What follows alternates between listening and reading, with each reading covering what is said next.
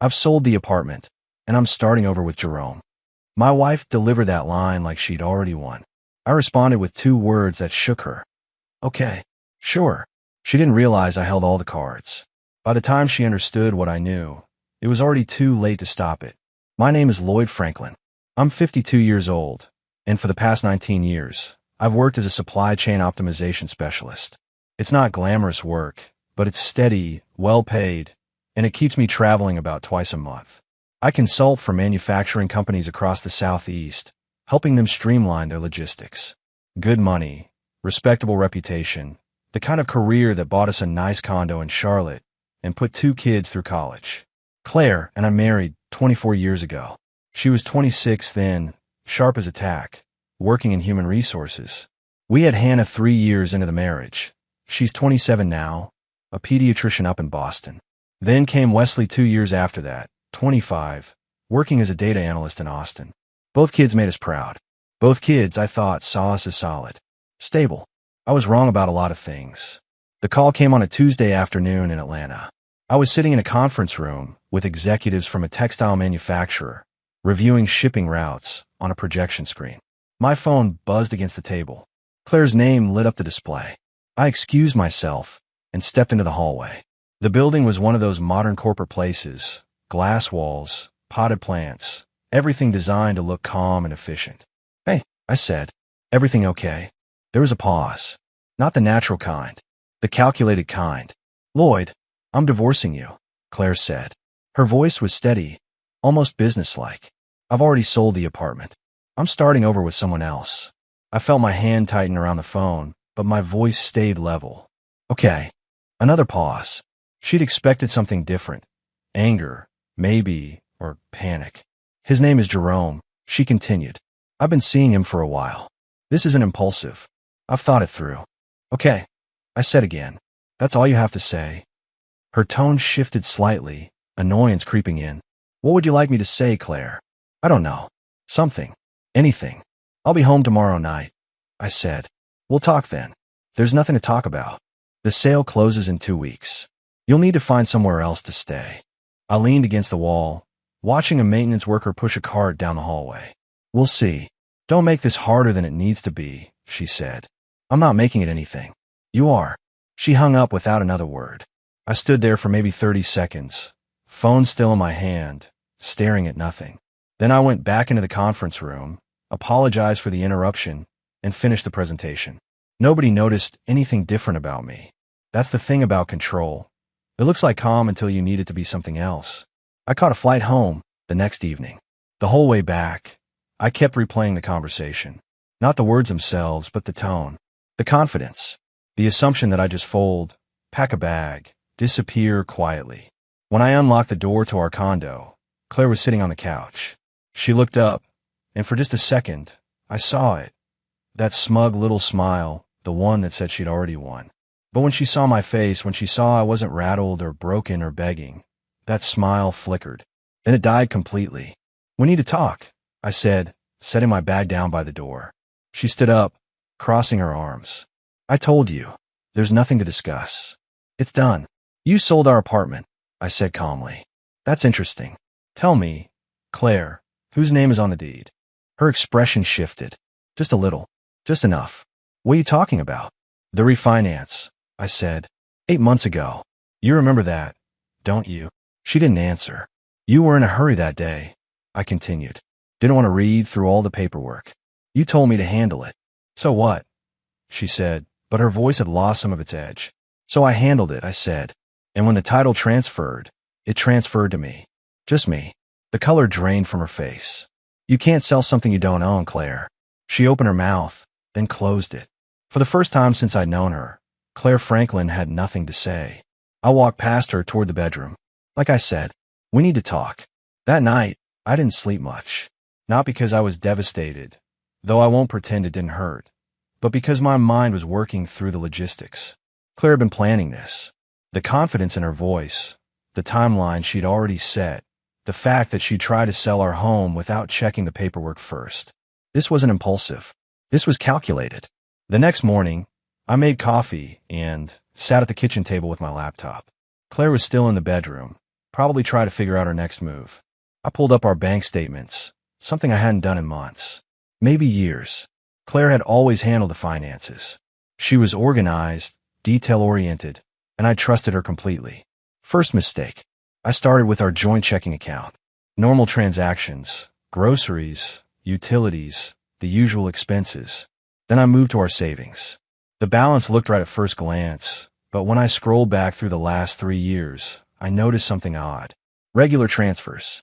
Small at first, 500 here, 1,000 there. Then larger amounts. 3,000, 5,000, always on the 15th of the month. I opened a separate tab and searched our bank's website for other accounts under our names. That's when I found it. An account I'd never seen before. Opened 4 years ago. In Claire's name only. Current balance, $183,000. I sat back, staring at the screen. $183,000. Money that had been quietly siphoned from our joint accounts over years. Money I'd earned, that we were supposed to be saving together, now sitting in an account I didn't even know existed. I heard the bedroom door open. Claire walked into the kitchen, wearing her robe, her expression carefully neutral. "We need to talk about what happens next," she said, pouring herself coffee. "We do," I agreed. "But first, I have a question." She turned, leaning against the counter. "What?" I rotated my laptop so she could see the screen. "What's this?" Her eyes flicked to the monitor. For just a second, I saw panic. Then she recovered, her face hardening. "That's my emergency fund," she said. "Your emergency fund," I repeated slowly. "Built with money from our joint accounts. Money I managed," Claire shot back. "Money I saved because you never bothered to pay attention. Money we earned together," I said. "Money that was supposed to be ours." "It is mine," she said. "I opened that account. I made those transfers. That's how banking works, Lloyd." I closed the laptop. "That's not how marriage works." She set her coffee mug down hard. "Don't lecture me about marriage. You were never here. Always traveling, always working. I built a life while you were busy optimizing supply chains. I was providing for our family. You were absent," she snapped. "So yes, I made plans. I protected myself. By stealing from us. By being smart," she said. "Something you clearly weren't." I stood up, keeping my voice calm. "I'm calling a lawyer today. You should probably do the same." "I already have one," Claire said. "He's very good." "I'm sure he is," I said. "Let's see how good he is when we show him that deed. And this account." Claire's jaw tightened. "You're going to drag this out, aren't you?" "I'm going to make sure it's fair," I said. "There's a difference." She grabbed her phone off the counter and walked out of the kitchen. I heard the bedroom door slam. I sat back down and pulled up my contacts. Angela Torres had handled legal work for my company before. Sharp, thorough, no nonsense. I dialed her number. She answered on the third ring. "Lloyd Franklin. It's been a while." "Angela," I said, "I need your help. My wife just tried to divorce me and sell our home without my knowledge. And I just found out she's been hiding $183,000. There was a pause. Then Angela said, "Tell me everything." Angela Torres met me at her office that afternoon. She was in her late 40s, sharp-eyed, with the kind of presence that made you sit up straighter. We'd worked together on a few contract disputes for my company, and I knew she didn't waste time on pleasantries. "Show me everything," she said, settling behind her desk. I walked her through it. The deed with my name only. The secret account with $183,000. The attempted sale. Angela took notes, nodding occasionally, her expression unreadable. "You have a strong position," she said finally. "But strong doesn't mean simple. In North Carolina, we're an equitable distribution state. Even with your name on the deed, she could argue for a share based on contributions during the marriage." "What about the hidden account?" "That helps you," Angela said. "Shows intent to deceive. But we'll need to prove she was planning this divorce while accumulating that money. Do you have access to her communications?" "Not yet," I said. "Then we start with what we have." She leaned back. "I'll draft a response to block any sale attempt and file a motion for financial discovery. We'll also need to notify the buyer that the transaction was unauthorized." "How long will this take?" "Months," Angela said bluntly. "Maybe longer if she fights." "Are you prepared for that?" "I am," I said. "But there's something else. We have 2 kids, Hannah and Wesley. They need to know what's happening." Angela's expression softened slightly. "How old?" 27 and 25. Both out of state. Call them today, she advised. Before your wife does. In cases like this, whoever controls the narrative first usually controls the family dynamic. I drove home with that advice weighing on me. I'd always try to keep the kids out of our problems. But this wasn't a problem anymore. This was a war Claire had started, and our children deserved to hear the truth from me first. That evening, I called Hannah. She answered on the second ring, her voice bright. Dad, how are you? I need to talk to you about something important, I said. Your mother and I are getting divorced. Silence. Then what? When did this happen? She told me 2 days ago, while I was in Atlanta. She said she's been seeing someone named Jerome and that she'd already sold our condo. She sold your home. Hannah's voice shifted, sharpening. Without telling you. She tried to. But the deed's in my name only. She didn't realize that. Dad, that's insane. Why would she? Hannah stopped. Wait, how long has this been going on? I don't know yet. But I found out she's been hiding money. A lot of it. Over $180,000 in a secret account. Oh my God. Hannah breathed. Does Wesley know? I'm calling him next. But Hannah, I need you to understand something. Your mother is going to have her version of this story. She's going to say I was never around, that I neglected her. Some of that might even be true. But what she did, the lying, the hiding money, trying to sell our home without my knowledge, that's not on me. I believe you, Dad, Hannah said quietly. I've noticed changes in Mom over the past few years. She's been different, distant. I thought it was just stress. It was planning, I said. After I hung up with Hannah, I called Wesley. The conversation was harder. Wesley had always been closer to his mother, always defended her when Hannah and I disagreed with her decisions. Dad, I don't understand, Wesley said after I explained. Mom wouldn't just do this out of nowhere. What did you do? That stung. What did I do? You're always traveling, Wesley said. Always working. Maybe she got tired of being alone. Being alone doesn't justify lying, I said. Or stealing. Stealing? Come on, Dad. That's dramatic. She hid $183,000. Wesley. Money from our joint accounts. Money I earned. Money we were supposed to share. Maybe she was protecting herself, Wesley said. You're making her sound like a criminal. I'm telling you what happened, I said. Believe what you want. But when this goes to court, the facts won't care about feelings. Court. Wesley's voice rose. You're really going to drag her through court? Can't you just let her go? She tried to sell our home without my permission, I said. Would you let that go? Wesley was quiet for a long moment. I need to talk to Mom. Go ahead, I said. But remember, Wesley, there are two sides to every story. Make sure you hear both before you pick one. He hung up without saying goodbye. I sat in the quiet of the living room, staring at my phone. My family was fracturing, and there was nothing I could do to stop it. The next morning, I had a meeting scheduled with Autotech Industries, a manufacturing client based in Raleigh. It was a major contract, potentially $12 million over 3 years if they signed. I've been cultivating this relationship for 8 months, presenting proposals, refining logistics models, building trust with their executive team. I couldn't afford to lose focus now. I drove to their headquarters, reviewing my notes at stoplights. The meeting was set for 10. I arrived 15 minutes early, checked my tie in the rearview mirror, and walked into the building with my briefcase and my best professional smile. The receptionist greeted me warmly. Mr. Franklin, they're waiting for you in conference room B. I followed her directions down a hallway lined with photos of automotive innovations. When I entered the conference room, 4 executives were already seated. James Pritchard, the CEO, stood and shook my hand. Lloyd, good to see you, he said, but his smile seemed strained. James, thank you for having me. We sat. I opened my laptop and began my presentation, walking them through the updated supply chain proposal. Reduced shipping times, optimized warehouse locations, projected savings of 18% annually. Everything I said was solid. Everything I presented was backed by data. But the room felt wrong. James interrupted halfway through. Lloyd, before we go further, I need to address something. We received an email yesterday. Anonymous. It raised some concerns about your firm's financial practices. I felt my jaw tighten. What kind of concerns? Allegations of misreporting expenses, inflating invoices. The email claimed you've been under investigation. James folded his hands. Now, I don't know if any of that's true, but Autotech has strict compliance standards. We can't move forward with a contract if there's even a hint of impropriety. There's no investigation, I said evenly. And there's no misreporting. This is a fabrication. Can you prove that? I can provide our audit records, I said. Our financials are clean. We're bonded and insured. Whoever sent that email is trying to sabotage this deal. James exchanged glances with the other executives. We like to believe you, Lloyd. But until we can verify there's no truth to these allegations, we're putting the contract on hold.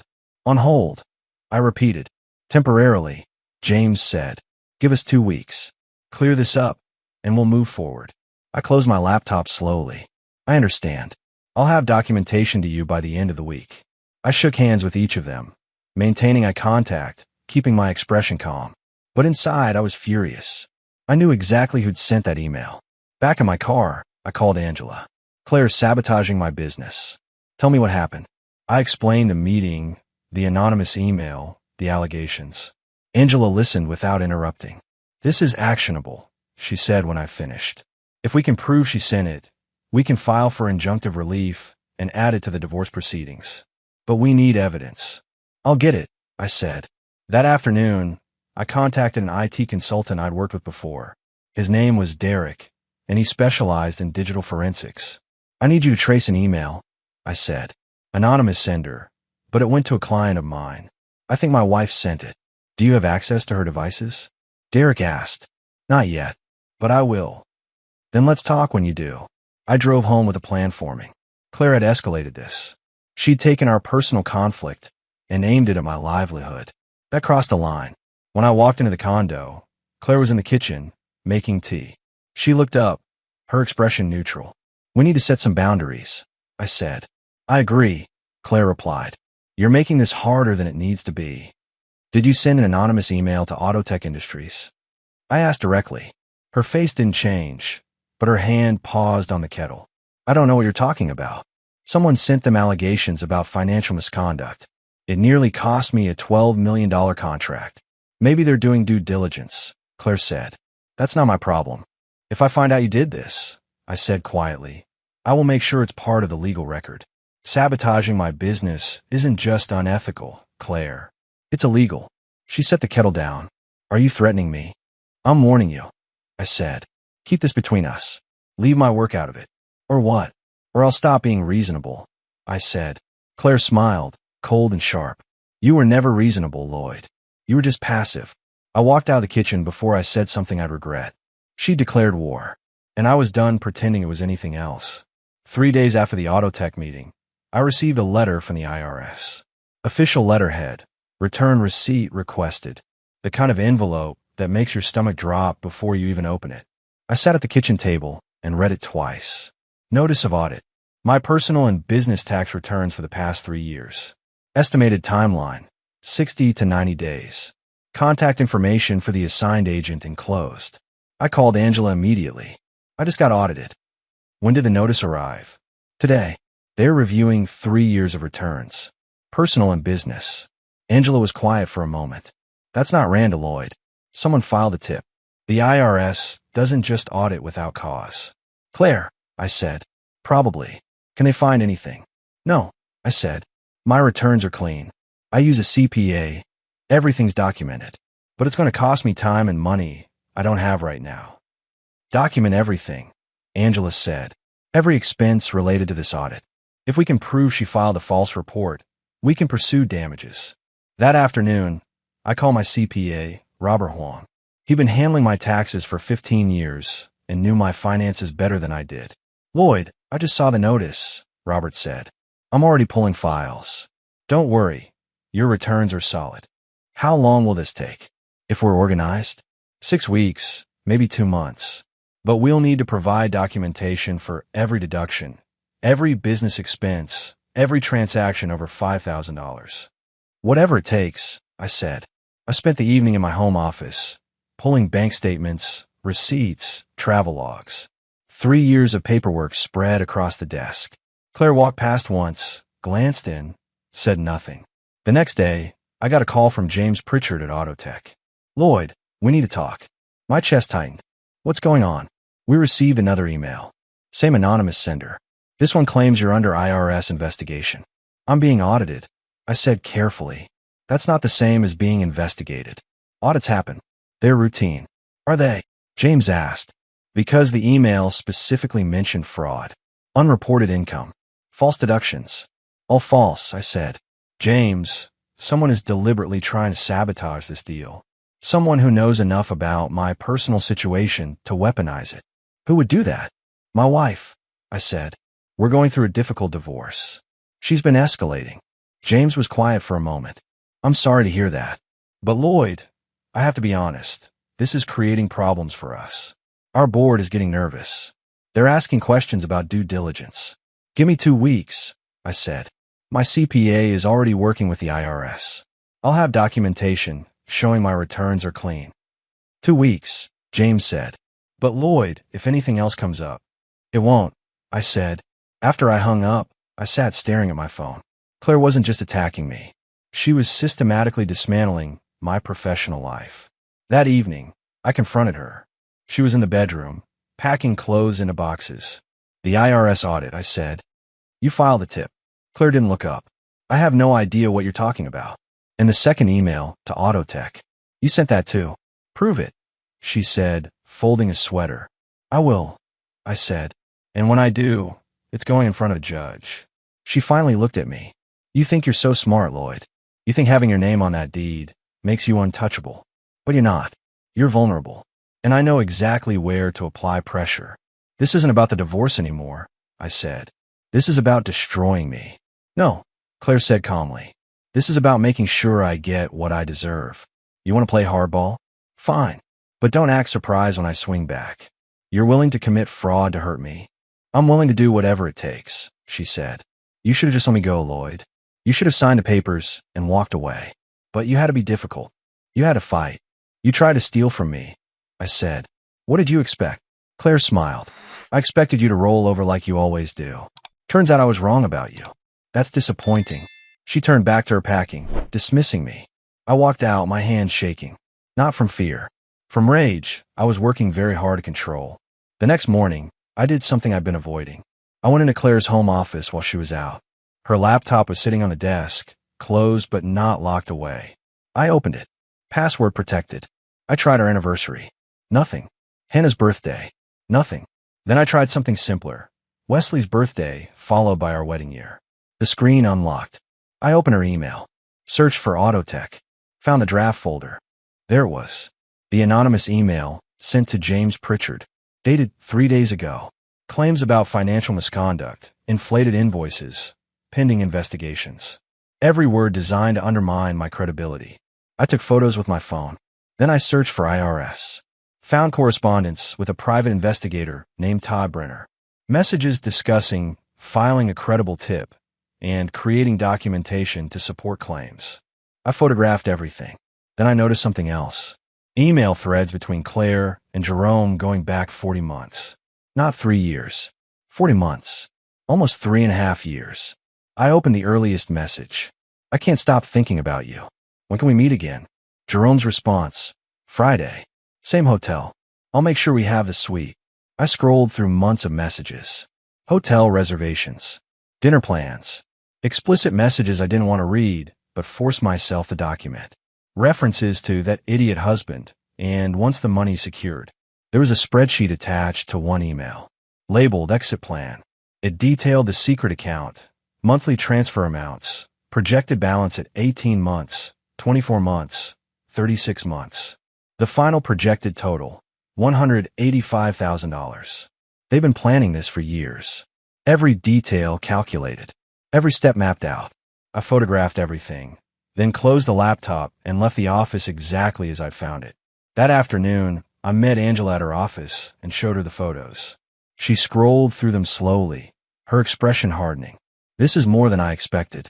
The emails to Autotech, the coordination with a PI for the IRS tip. That's tortious interference and fraud. The affair timeline proves premeditation. And this spreadsheet, it shows intent, I said. It shows conspiracy, Angela corrected. Lloyd, this changes everything. With this evidence, we can go on the offensive. We can pursue damages, seek sanctions against our attorney if he knew about any of this, and potentially even file criminal complaints. I don't want revenge, I said. I want her to stop. Then we use this as leverage, Angela said. We show her we have it. We make it clear that if she continues attacking her business, we go public with everything. Will that work? With someone rational? Yes. With Claire? Angela shrugged. We'll find out. That evening, I got a call from Derek, the IT consultant. I traced the IP address from those emails to Autotech. They originated from your home network. Can you document that? Already done. I'll send you a report. I thanked him and hung up. Then I called Wesley. He'd been distant since our last conversation, and I needed to try one more time. Dad, he answered, his tone guarded. I need you to listen to something, I said. Your mother has been having an affair with Jerome for over 3 years. She's been planning this divorce the entire time. She created a spreadsheet tracking the money she was hiding. And she's been actively trying to destroy my business by sending false reports to my clients and the IRS. Dad, I have proof, Wesley. Emails, bank records, a documented timeline. Your mother isn't the victim here. She's been orchestrating this for years. Wesley was quiet. Why are you telling me this? Because you're my son, I said. And because I need you to understand that whatever she's told you, whatever story she spun, it's not the whole truth. Send me the proof. Wesley said finally. Are you sure? Yeah, he said quietly. I'm sure. I sent him the photos. All of them. 10 minutes later, my phone rang. It was Wesley. His voice was different, shaken. Dad, I'm so sorry. I didn't know. I didn't. I know, I said. She's very convincing. This is insane. The spreadsheet, the emails, all of it. I'm not trying to turn you against your mother, I said. But I won't let her destroy me without showing you the truth. What are you going to do? What I have to, I said. Protect myself. Protect my business. And make sure she doesn't get away with fraud. After we hung up, I sat in the quiet, feeling something shift. My son believed me now. My daughter had believed me from the start. And I had evidence that would end this. Claire had underestimated me. She wouldn't make that mistake again. 2 days after I showed Wesley the evidence, something unexpected happened. Nicole Grant called me.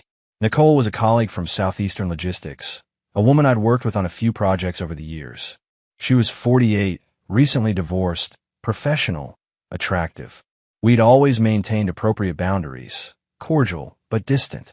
Lloyd, she said when I answered, I heard about your situation. I'm sorry. News travels fast, I said. Charlotte's not that big a city, Nicole replied. Listen, I know this is probably awkward timing, but would you want to grab coffee? Just to talk. I went through a rough divorce 2 years ago. Sometimes it helps to talk to someone who understands. I hesitated. Nicole, I appreciate the offer, but I'm not really in the space for socializing right now. It's just coffee, she said.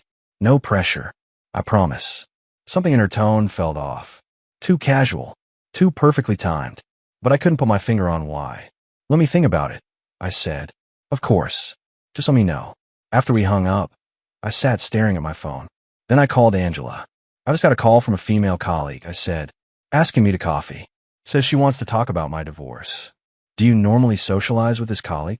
Angela asked. No. We're friendly, but not friends. And the timing strikes you as odd. Very, I said. Don't go, Angela said immediately. Or if you do, make sure you're in a public place and document everything. Lloyd, if your wife is as calculated as we think, she might be setting you up. Setting me up how? Affair allegations, Angela said. If she can claim you've been unfaithful, it strengthens her position. Takes focus off her behavior. Even if it's false, the accusation alone creates problems. That evening, Nicole called again. Hey, did you think about coffee? I did, I said, but I'm going to pass. I appreciate the offer, though. Oh, she sounded genuinely disappointed. Are you sure?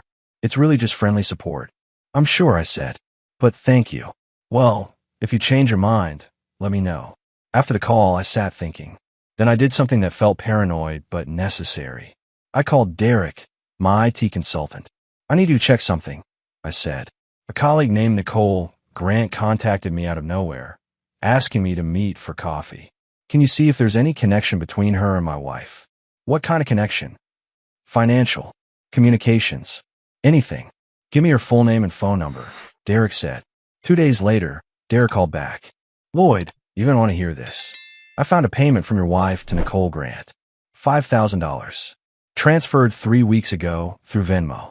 The note says consulting services. My chest tightened. Consulting services. There's more, Derek said. Text messages between them. Your wife asked Nicole to get close to you, to document any inappropriate behavior. She specifically mentioned trying to catch you in a compromising position. How did you get text messages? Let's just say Nicole wasn't as careful with her digital security as she should have been, Derek said. I can document everything, but we should probably bring your lawyer in on this. I immediately called Angela and explained what Derek found. That's witness tampering and attempted fraud, Angela said. Lloyd, this is serious.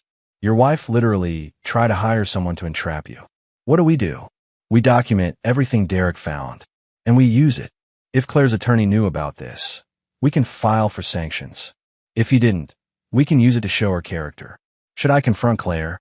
Not yet, Angela said. Let's keep this in reserve. She doesn't know we know. That gives us an advantage. That night, I lay in bed thinking about how far Claire was willing to go. The hidden money, the affair, the business sabotage, the IRS tip, and now trying to manufacture evidence of infidelity. She wasn't just fighting for a divorce settlement. She was trying to destroy me completely. But she'd made a mistake. She'd underestimated my ability to see through her schemes. And now I had evidence of something that could turn this entire case on its head. 3 days after Derek's discovery about Nicole, I got a call from Wesley.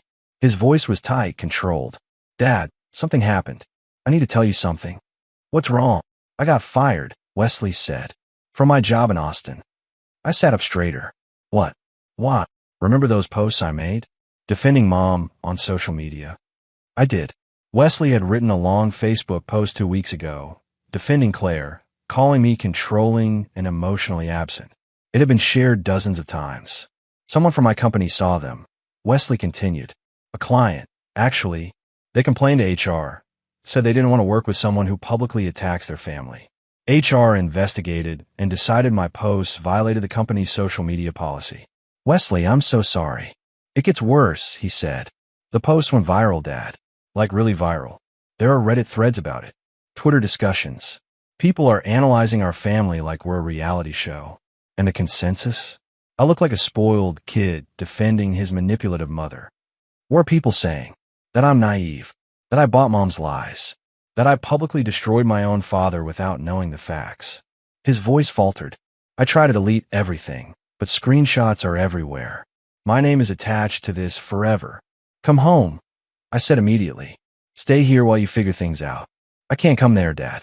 Mom's there. Then I'll get you a hotel room. Or you can stay with Hannah in Boston. Hannah's not talking to me, Wesley said quietly. She's furious. She says I should have listened to you from the start. Wesley, your sister will forgive you.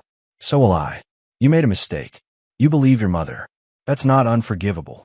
I ruined my career, Wesley said. For her. And she lied to me about everything. You didn't ruin your career, I said. You had a setback. You're 25 years old. You'll recover. Will I? His voice broke. Everyone knows my name now, Dad. Everyone knows what I did. Then we deal with it. I said. Together. Come home. Let me help you. There was a long silence. Then Wesley said, Okay, I'll fly in tomorrow. That evening, I told Claire that Wesley was coming home. She looked up from her phone, surprised. What? He lost his job. Because of the posts he made defending you. Claire's expression didn't change. That's unfortunate. Unfortunate. I repeated. That's all you have to say. What do you want me to say, Lloyd? I didn't make him post anything. He's an adult. He made his own choices. Choices based on lies you told him. I told him my perspective, Claire said. That's not lying. You told him I was emotionally abusive. That I neglected you. That I forced you into this situation. All while you were planning to leave for 3 years, hiding money, and having an affair. That's your version, Claire said. It's the documented version, I said. The version with bank records, emails, and spreadsheets. Claire stood up. Your son is coming home because he needs support. Don't use this as another opportunity to attack me. I'm not attacking you, I said quietly. I'm stating facts. And the fact is, Wesley's life fell apart because he believed you. How does that make you feel? For just a moment, I saw something flicker across her face. Guilt, maybe, or doubt, but it vanished quickly. I feel bad for Wesley, she said. But this isn't my fault. She walked out of the room. The next day, I picked Wesley up from the airport. He looked exhausted, carrying a single duffel bag. He lost weight. His eyes were hollow. "Hey, Dad," he said quietly. I pulled him into a hug. He didn't resist, just stood there, letting me hold him. "It's going to be okay," I said. "I don't know how," Wesley replied. We drove back to the condo in silence. When we walked in, Claire was sitting in the living room. She stood up when she saw Wesley. "Honey, I'm so sorry about your job." "Don't," Wesley said. "Just don't, Mom." Claire blinked. "What?" "I saw the evidence, Mom. All of it. The affair timeline. The spreadsheet. The emails to Dad's clients. I know what you did." "Wesley, your father is manipulating." "Stop," Wesley said, his voice harder than I'd ever heard it. "I defended you. I lost my job defending you. And you lied to me. About everything. That's not fair, isn't it?" Wesley set his bag down. "You told me Dad was the problem. That he ignored you. That he forced you into this. But you were planning to leave for years. You were stealing money. You were destroying his business. And I believed you because I'm your son and I wanted to trust you." Claire's face went pale. "Wesley, I'm staying here until I figure out my next move," Wesley said. "But don't expect me to take your side anymore. I'm done being your weapon." He walked past her toward the guest room. Claire stood frozen, staring after him. Then she looked at me. For the first time since this started, she looked shaken. "You turned my son against me," she said. "No," I replied. "You did that yourself." The mediation had failed. Claire's attorney, Richard Nolan, had tried to negotiate a settlement, but Angela and I had refused to compromise. Not when we had everything documented. Not when Claire was still actively trying to sabotage my business. So we ended up in court. Superior Court, Mecklenburg County. Judge Patricia Winters presiding. The courtroom was smaller than I'd imagined, wood-paneled and formal. Claire sat at the defendant's table with Richard, wearing a conservative blue dress, her hair pulled back. She looked composed, but I could see tension in her shoulders. Hannah and Wesley sat in the gallery behind me. Both had flown in to support me. That meant something. Judge Winters reviewed the case summary, then looked up. "This appears to be a contested divorce with significant financial disputes. Mr. Nolan, you may begin." Richard stood. "Your Honor, my client seeks an equitable distribution of marital assets. While the deed to the marital home is solely in Mr. Franklin's name, Mrs. Franklin contributed to the household for 24 years. She managed finances, maintained the home, and supported Mr. Franklin's career. She's entitled to compensation for those contributions. Mr. Franklin was also unaware that the deed was solely in his name," Richard continued. "The transfer occurred during a refinance that Mrs. Franklin understood to be routine. There was no intent to deceive." Judge Winters turned to Angela. "Ms. Torres." Angela stood, holding a thick folder. "Your Honor, the evidence tells a different story. Mrs. Franklin opened a secret bank account 4 years ago and systematically transferred $183,000 from joint accounts without Mr. Franklin's knowledge. She planned this divorce for years, as evidenced by a spreadsheet titled Exit Plan that detailed her financial strategy."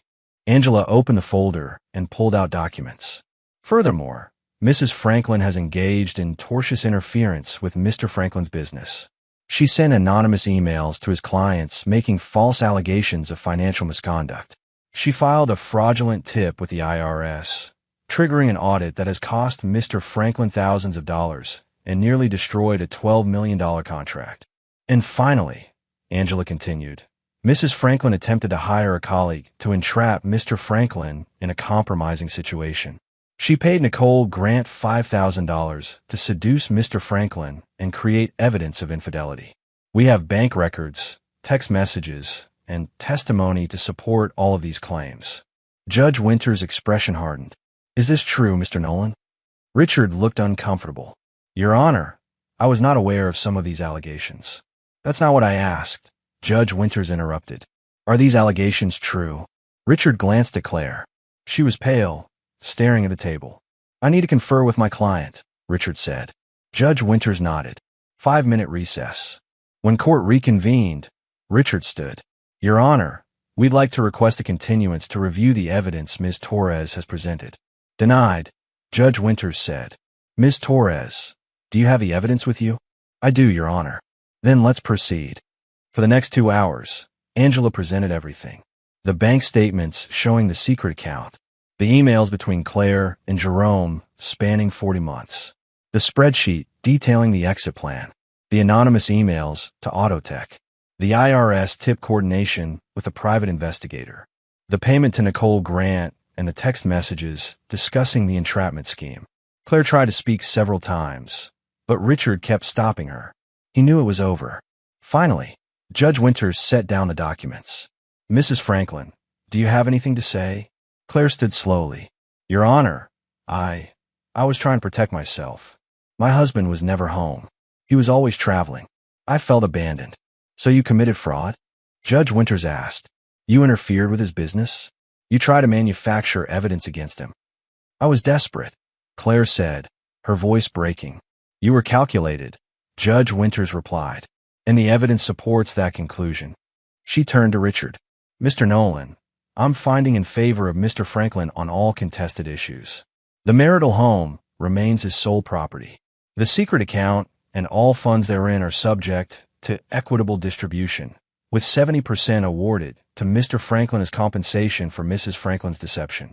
Mrs. Franklin is ordered to cease all interference with Mr. Franklin's business and to pay damages in the amount of $50,000 for tortious interference and emotional distress. Claire's face went white. Your Honor. Furthermore, Judge Winters continued, I'm referring this matter to the District Attorney's Office for potential criminal charges related to the IRS fraud and attempted witness tampering. Mrs. Franklin, you're fortunate Mr. Franklin hasn't already filed criminal complaints. She struck her gavel. We're adjourned. Claire collapsed into her chair. Richard leaned over, speaking quietly to her. She wasn't crying. She looked stunned, like someone who'd been hit by something she never saw coming. I stood and shook Angela's hand. Thank you. You did this, Angela said. You stayed calm. You documented everything. You fought smart. Hannah and Wesley met me outside the courtroom. Hannah hugged me. I'm proud of you, Dad. Wesley nodded. You handled that with more grace than she deserved. It's not about what she deserves, I said. It's about what's fair. 4 months after the court decision, I stood in the condo, my condo now, looking out of the Charlotte skyline. The space felt different without Claire's presence. Lighter somehow. Cleaner. The IRS audit had concluded 2 weeks ago. Robert had been right. My returns were spotless. The audit found nothing because there was nothing to find. The agent had even apologized for the inconvenience, admitting the anonymous tip had wasted everyone's time. Autotech Industries had signed the $12 million contract. James Pritchard had called personally to apologize for doubting me. We should have trusted you from the start, he'd said. The first payment had already hit my account. Wesley had found a new job, not in Austin. He decided to relocate to Charlotte, at least temporarily. He was working for a tech startup downtown, rebuilding his reputation one project at a time. He'd moved into his own apartment last month, but we had dinner twice a week. Hannah had visited 3 times since the trial. She and Wesley were slowly repairing their relationship. It would take time, but they were trying. Claire had moved out immediately after the judgment. I heard through mutual acquaintances that she was living with her sister in Raleigh. Jerome had apparently disappeared after the trial, unwilling to be associated with the scandal. The district attorney had declined to file criminal charges, said it wasn't worth the resources, but the threat had been enough to ensure Claire stayed away from me and my business. The secret account had been divided according to the judge's order. I'd received $128,000. Claire kept the rest. It wasn't about the money. It was about the principle. One evening, I was cooking dinner when my phone rang. Unknown number. I almost didn't answer. Hello. Lloyd, it's Nicole. Nicole Grant. The woman Claire had paid to seduce me. What do you want? I asked. I wanted to apologize, she said. What I did was wrong. I was going through financial problems, and when your wife offered me money, I didn't think about the consequences. I just saw an easy solution. You tried to destroy my reputation, I said. I know, and I'm sorry. I lost my job after the trial. Word got out about what I did. I deserve that. She paused. I just wanted you to know that I regret it. For what that's worth. It's worth something, I said. Thank you for calling.